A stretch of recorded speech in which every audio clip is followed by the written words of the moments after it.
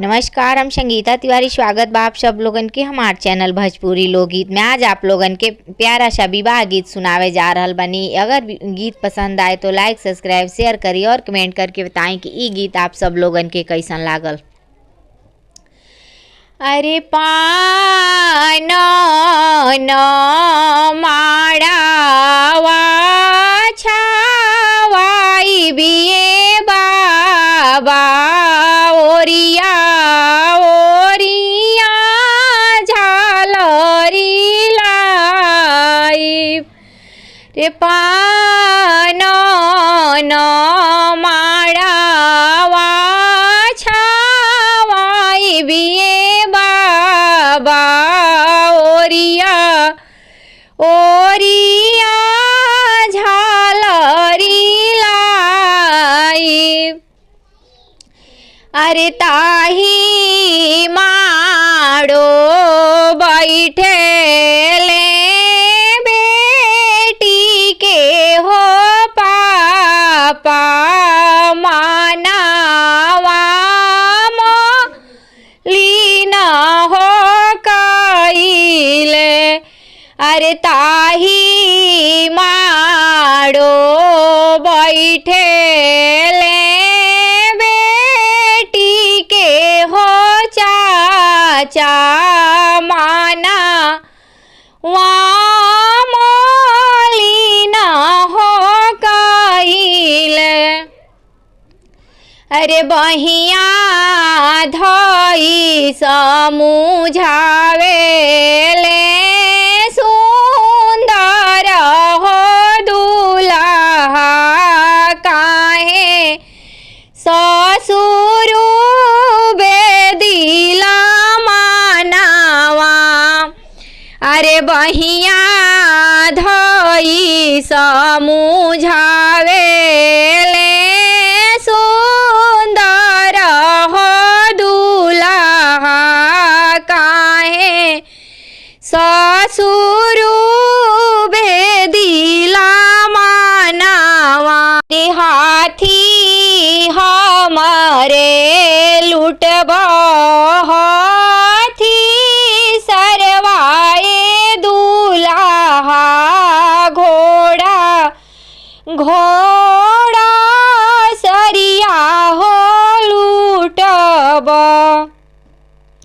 रे हाथी हमारे लूटब हाथी सरवाए दूल्हा घोड़ा घोड़ा सरिया हो लूटब।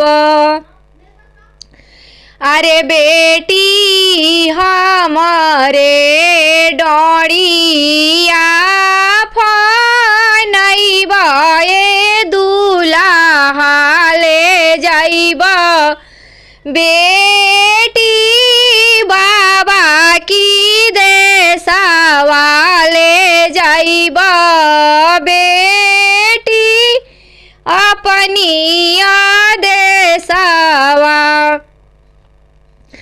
ले जाइब बेटी अपनी देशवा।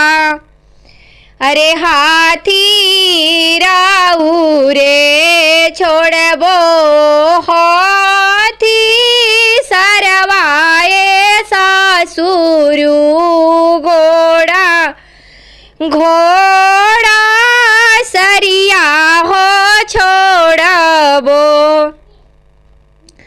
रे हाथी राऊ रे छोड़बो हाथी सरवाए ससुरु घोड़ा घोड़ा सरिये हो छोड़बो।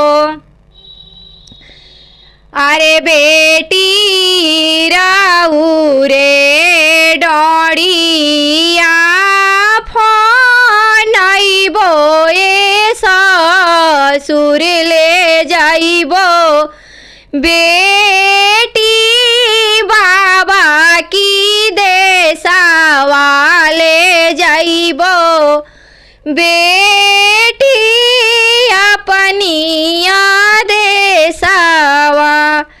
अरे बेटी राऊ रे डॉड़िया फोन आइबो ए ससुरु ले जाइबो बेटी अपनी देशवा ले जाइबो बेटी अपनी देशवा।